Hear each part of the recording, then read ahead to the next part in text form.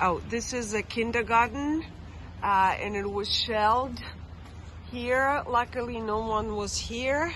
This is a crater from the shell.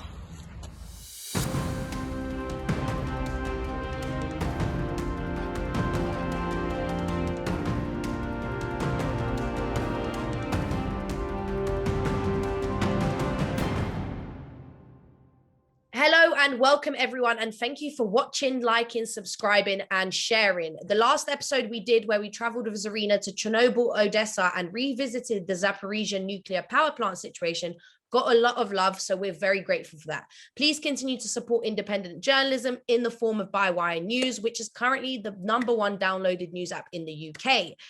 Now that all the formalities are done, let's check in with Zarina and ask our traditional question. Where are you now, Zarina, and why are you there? Hi, Claudia. So good to be back with the Bywire Behind the Lines today. And I really look forward to sharing this week events and also my whereabouts. It's very special. I wanted to share the war reporting takes me places most unexpected. And I first want to tell you why I'm here actually this time. And then I will tell you where I am. So the concept of the show, Behind the Lines, right, is to bring you the news that gets lost behind the lines, behind the obvious. So much is lost in translation, in cultural misunderstanding. So much is just simply overlooked. So as I travel, I speak to everyone I can. Like wherever I meet people, I ask questions, I'm very chatty. And I just listen to people's stories, because when you ask a question, you're coming with your own preconceived notions and knowledge on the subject. And when you just shut up and listen and observe, you let people open up, you learn. So I felt that it was my responsibility to visit Izium, the place where just the newly recovered atrocities are to be found tomorrow by me, and to bring you the unheard stories from there with the emphasis on unheard. So I'm on my way to Izium in Kharkiv Oblast, which means Kharkiv region, the territories that just were liberated after 6 months of the Russian occupation. And so right now I'm in Kharkiv, interviewing volunteers, musicians, people who live here under daily brutal bombings. And I'm not kidding, because I've only been here for a few hours. And I already heard so many shellings. And it's incredible, because in Odessa, say, people would ignore an air raid. Here, people ignore the explosion nearby. They keep walking and doing their own thing, attending to their own thing. It's nothing I have seen so far, and I've been here for 6 months. From what it sounds like, this will be a difficult journey for all of us. I already feel it. It's already challenging. But, you know, reporting news obliges one to follow the story. It is also a privilege. And as we do grieve over the loss of humanity, say in Izium right now, we find hope in the celebration of the human spirit in the face of horror. I once interviewed this outstanding artist, Marina Levikova, who now works for Hollywood as an art director. She was an arts director for the Liquid Sky, which is a cult movie. And she worked with people like David Bowie. But something I found out about her, which I didn't know, she grew up in Stalin's Gulag camp as a little girl. So she told me that the inmates survived by staging theater performances. It was incredible. Her story is unbelievable. And that's where she learned to draw, from great teachers, because they were all inmates. And I have to say that last week I witnessed a miracle that I am going to share with you. And it is the staging of an opera during the war. And I should say a staging of a Ukrainian opera during this Russian war in Ukraine. Yes, you wrote about the ballet and opera galas at the Odessa National Opera Theatre. Let's see, why is this performance so different and special?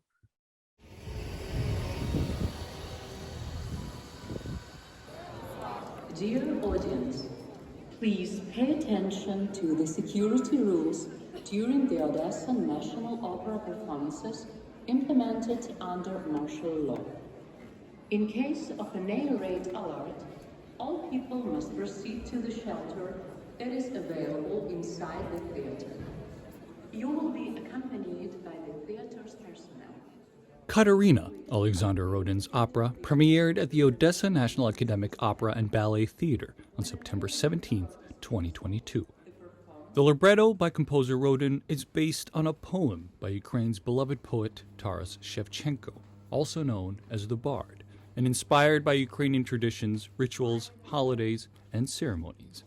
Conducted by Vyacheslav Chernokovalich and directed by Oksana Taranenko, the original set designs by Igor Anisenko and choreography by Alexei Skliarenko, the opera features over 100 performers, exclusive costumes, unique stage sets, and authentic musical instruments. The staging process took several years. First interrupted by COVID-19, the production was put on hold again on February 24th when the Russian Federation started a full-scale invasion in Ukraine. The Odesa Opera Theater reopened on June 17, 2022, and has been performing with a bomb shelter for performers and audiences since then. In August, the work on the opera resumed, with some performers coming back from the front to star in the opera, only to return back to fight invaders after the premiere. Artists from the occupied territories joined the Odesa Opera team to create original designs and costumes. The rehearsals were interrupted by frequent air raids and occasional bombings, and sandbags were removed from the area around the theater only 2 days before the premiere.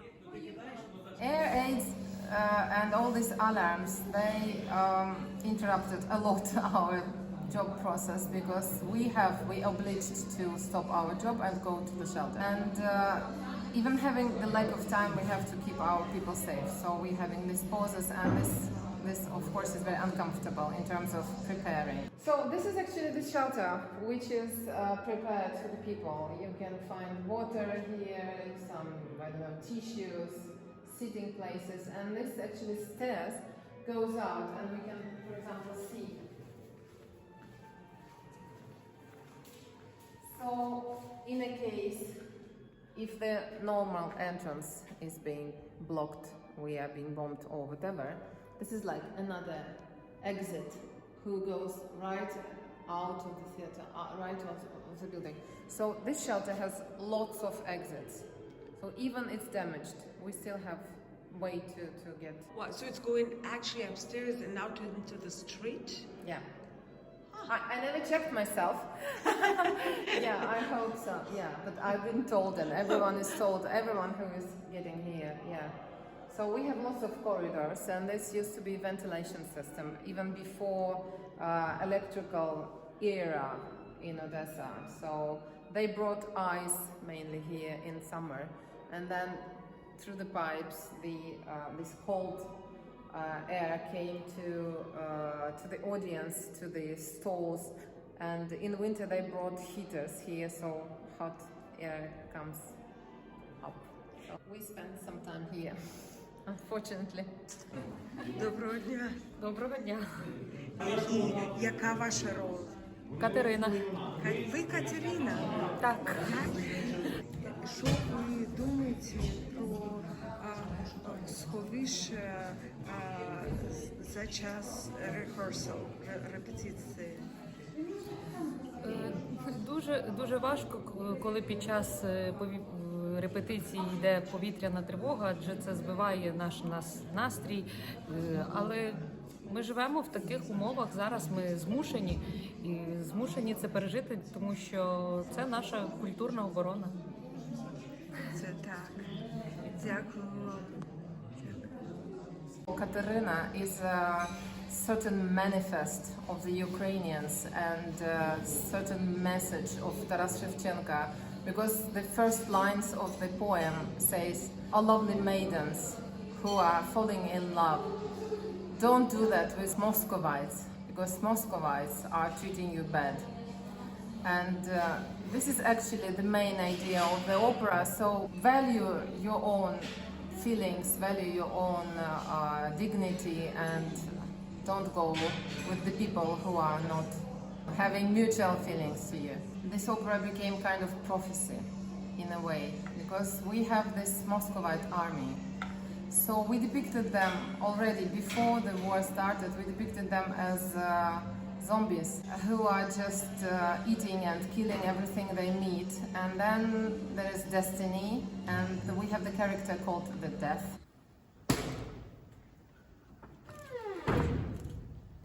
So Death, with his tool, he's just, sawing them and just killing them with his tool. So we have this part, this is a big part of the opera. And there is a character in the opera also, blind poet, nomad, who is going from land to land, and he is telling the story. So this kind of a metaphor of Taras Shevchenko himself. So he's going through the opera and bringing his message to people.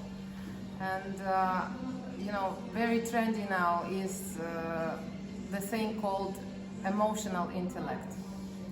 So I think Ukrainians are very different from Russians because they have this. They are very emotionally developed. So having all the experience that we are experiencing now and experience it through the heart, giving all the emotions out and being able to tell the story with our emotions, not just being, calm and intellectual, but being very warm-hearted, very empathic. This is the very valuable and special feature of Ukrainian identity, I think so. The first idea to make this opera came to the head of general manager of the opera, Nadia Babic. She found the opera and she found the composer. And it took some time, like 2 years. In 2020, we started to think about the opera. We got opera ready, written score. In May last year, we presented the concept to the Artistic Council of the theater. And then we started to work, and we planned the premiere on the December 2021. But there was COVID restrictions, there was COVID, and we had to stop. We had to postpone premiere to the 26th of March. So right 1 month before, we had again to stop our job. And then in March and in April, that was a very difficult time because theater was closed. We were all thrown everywhere through the Europe. And nobody knew what life is gonna bring. So then in May, again, Nadia Babic decided to continue this work. That was kind of huge moment because that meant for all of us that we are back. We are not only working, we are creating something new and something really important and significant. Because the music itself tells the story with all the Ukrainian senses, feelings, what we call cultural codes. Because Ukrainian people are the nation, we are the nation who likes to sing, who have lots of folk ceremonies. So all they are depicted in the opera, like we have 4 seasons, so there are Christmas ceremonies, welcoming the spring, and then summer night when we are jumping over the fire, and then there is fair, of course, like Ukrainian fair.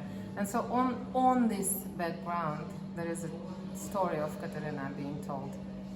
So this music is very modern.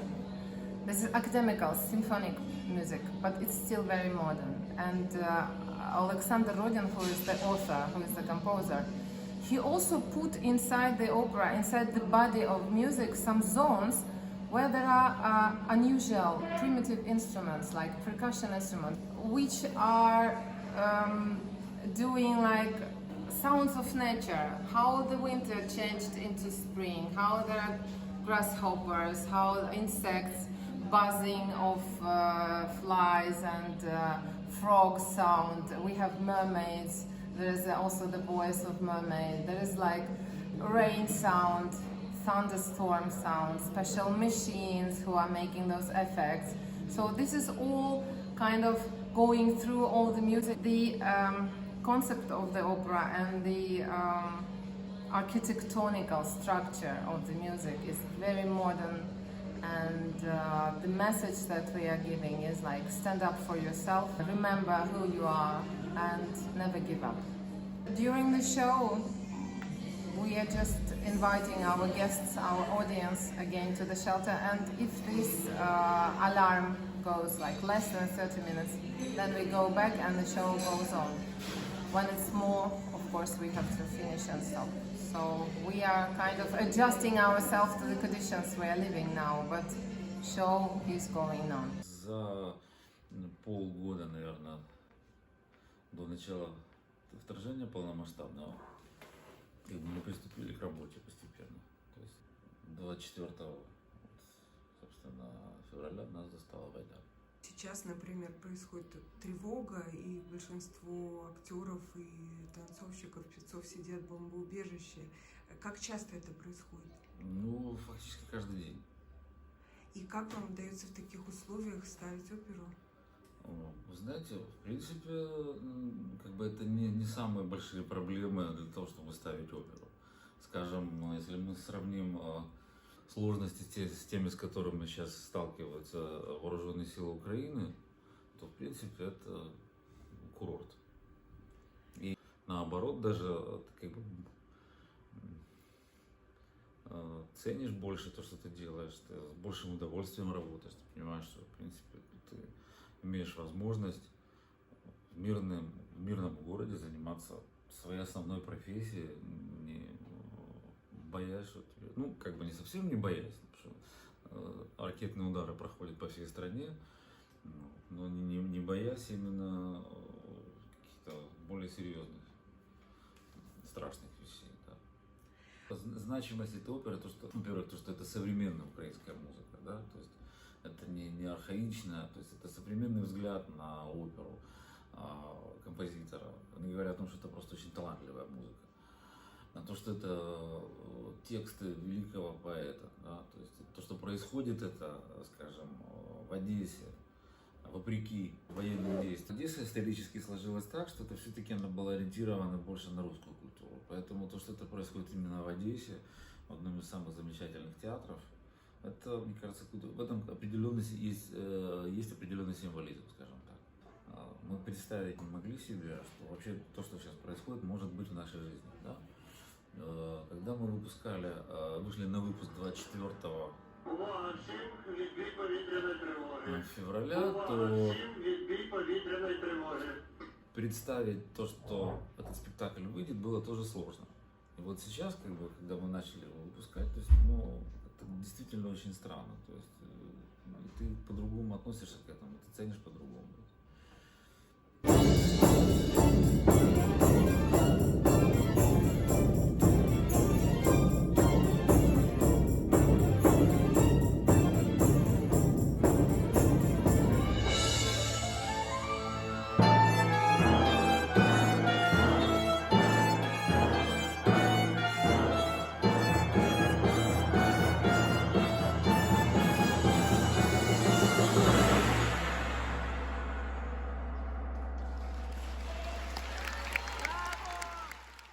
Definitely the most remarkable performance. Odesa feels like such a cultural place.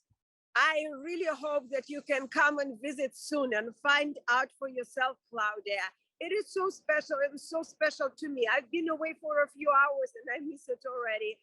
And in fact, the next story is about the possibility to visit Odesa in the future for you and everyone else. I was lucky enough last week to get exclusive access to the meeting at the mayor's office, where the assistant to the general director of UNESCO and his team discussed putting Odesa, inscribing it on UNESCO's World Heritage List and on UNESCO's World Heritage in Danger List. So let's see what the Odesa mayor and his team got to say.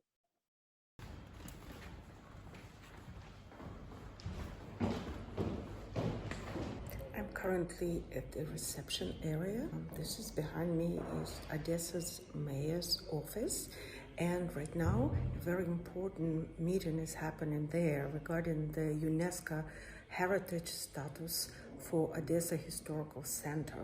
We will be sharing some details from the meeting that just took place on Zoom, and UNESCO is currently supporting such status. Technical details are being reviewed, and if we're lucky, we are going to speak to the mayor of Odessa, Gennady Tukhanov, and a few other members of the committee. Мы сегодня являемся свидетелями того, как варварски разрушаются украинские города, как рушится и убивается все живое российской армией, российскими солдатами. Одесса имеет большое культурное наследие, и всегда наш город гордился нашим наследием. Сегодня реальная существует опасность разрушения, уничтожению нашего культурного наследия города Одессы. И этому свидетельство уже после, как уже вошедшее в обиход слово «прилета» ракеты, сбитые над нашим городом, осколками ракеты и взрывной волной, от этого пострадал наш Воронцовский дворец, являющийся памятью архитектуры. Поэтому мы обратились в ЮНЕСКО для того, чтобы по параграфу 161-162, который предусматривает ускоренное рассмотрение нашей заявки, она была рассмотрена и нас приняли в ЮНЕСКО, для того, чтобы защитить наше культурное наследие. Да, это не противоракетная оборона, да, это не вооружение, но это защита всего цивилизованного мира, нашего культурного наследия от варваров. И я рад, что сегодня завершается работа, титаническая работа. Это отметили работники ЮНЕСКО в сжатые сроки. Чуть больше 2 месяцев нам понадобилось, работая днем и ночью, для того, чтобы подготовить номинационное досье, и мы будем готовы днями передать его в Министерство культуры для утверждения. А практически какое это будет иметь значение? Вот я знаю, что существует, по-английски называется no strike zone. Насколько это можно будет применить, когда мы говорим об агрессоре, таком агрессоре, как Российская Федерация, который не соблюдает никаких правил? Да, действительно, угроза есть, потому что несоблюдение правил, достижение целей, военных целей, любым способом, уничтожая мирное население, разрушая наши города, мы сегодня это все видим. Но в то же время не использовать эту возможность мы не можем. Не использовать сегодня возможность занесения или возможности стать под защиту ЮНЕСКО, это международная авторитетная организация. Поэтому, конечно, дополнительный щит, дополнительная защита города Одессы сегодня очень необходима. This unprovoked war, which was started by Russia, is directly against our cultural heritage. They insist that Ukrainians don't exist as a nation. They said they conquer Odessa even if they kill all inhabitants. That's why I think that including Ukrainian city Odessa to the UNESCO is a battle for our existence. And we are not alone in the battlefield. The UNESCO status is very important for us because during the war we can see a lot of buildings destroyed. But destroying just a building, it's like a result of the war. But destroying the piece of old heritage, it's a big military crime. That's why we think that after joining UNESCO, Russian criminals will not drop bombs and missiles to Odessa. If they finally destroy something, it will be a big military crime and they will pay to renovate everything. The whole world will see that they have not just a human value, and it will have special the arguments for our diplomacy and for our Minister of Foreign Affairs just to explain and to show the real situation, who is and what is our enemy. So we just finished technical part of our dossier, and in a few days it will be sent to the UNESCO. In the next session we will be listed in the World Heritage. Adoption of Odessa in the UNESCO Heritage List will allow achieving several utilitarian goals at once. Firstly, it's the Russian aggressors who, striking at our city, will destroy world architectural heritage. This is a way to put pressure on Russia. Secondly, it will protect our historical center from builders who previously received permission in Kyiv and disfigured the center of our city with a high-rise building. And thirdly, tourist attractiveness. Odessa is a cultural and historical center, and after the victory in the war, we are waiting for tourists from all over the world to visit. And the UNESCO status will help us with this. That sounds like a great plan. So all the buildings and monuments will be protected. What a relief. Well, yes, but nothing is ever straightforward in real life, right? So the imperial and post-colonial past is an issue in Ukraine and all around the world. I have certainly come across it before in other countries. Say in my hometown, San Francisco, we went through the wave of tearing down monuments to slave owners. And at some point, even Miguel Cervantes was almost taken down and painted with red paint in mistake. He was mistaken for a slave owner. He was a writer, Don Quixote. So anyway, it's a very complex matter and very emotional. In Odessa, the monument to Catherine II is now at the center of a hot debate. Let's see. Behind me is the monument to Catherine the Great, or Catherine II, who was the Empress of Russia, and by one of the versions, the founder of the city of Odessa. As you can see, it has been vandalized. There's red paint all over the lower part of it right here. And it's not the first time during this week that this happens. It's twice this week. Basically, from what I hear from my friends in Odessa, the whole city is split in two camps. It's hard to quantify it, but there is a part of the residents of Odessa who would like to keep the monuments as is, regardless of what it reminds people of. And there is another part that want to get rid of the imperial past and start all over. There are different suggestions. I even heard a suggestion to install a porn star instead of Catherine the Great. Let's check in and see what happens to this monument in the heart of Odessa. Памятник Екатерины II не является памятником архитектуры ни местного значения, ни государственного значения. Поэтому на этом не отразится защита памятников Одессы. Здесь уже особенности или нюансы, что защищает сегодня наше номинационное досье.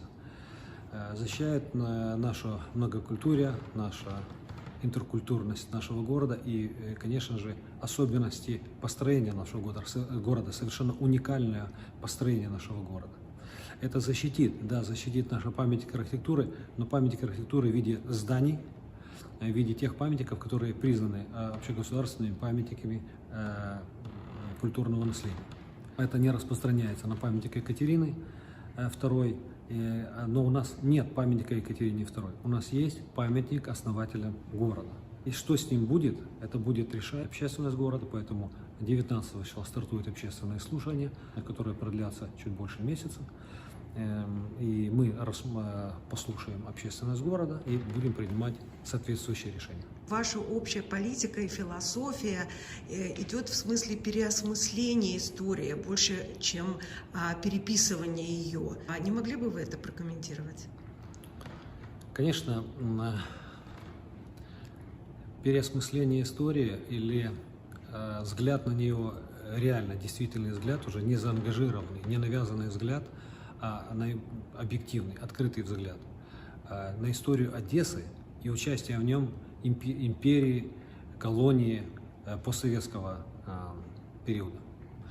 Для этого и мы объединили сегодня всех историков, краеведов нашего города.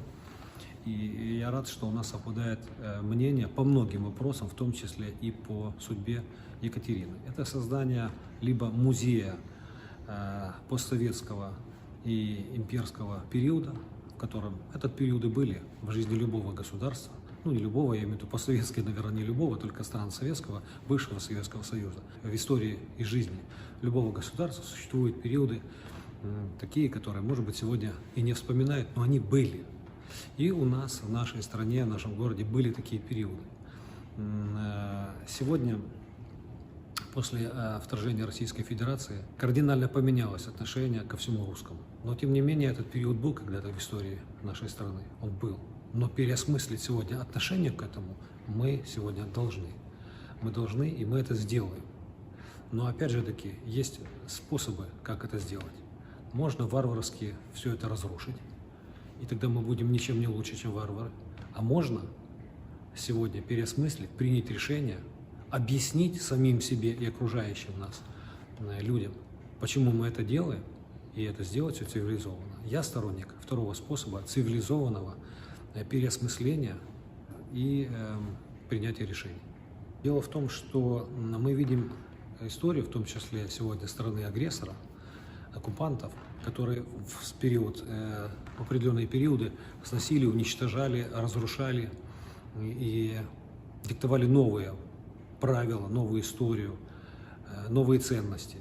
И мы видим, чем сегодня заканчивает эта страна. К тому, что они пришли к абсолютной диктатуре, к профашистским и нацистским лозунгам и поведению. Поэтому любой неверный путь, избранный по, как вы сказали, переписыванию или навязыванию истории, может закончиться плачевно.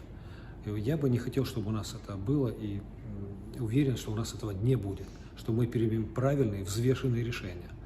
И будем дальше развиваться как культурная, демократичная, европейская страна. 1,110 people registered to participate in the internet discussion. 20% want to speak on the subject, and 826 registered participants made suggestions. Well, as you can see, a big part of the war is still for the mind and in the mind.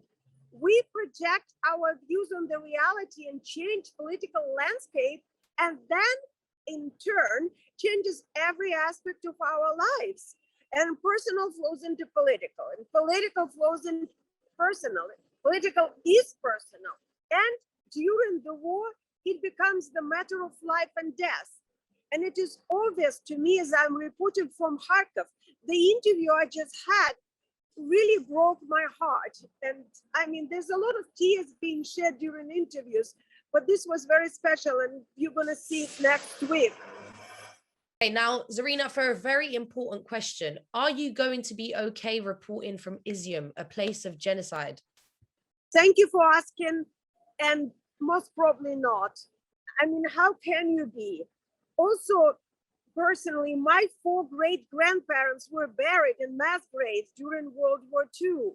I grew up with this, and I never saw that I'd have to report from one. But we need to see it in order to make it stop. Very good point there at the end, Zarina. So all I can say is good luck, and we will be waiting to hear from you. Until then, please subscribe, share, and like so more people can see the real news from the front line, behind the lines with Zarina Zabrisky. Thank you, Claudia. We'll talk to you next week. Thank you for being with us.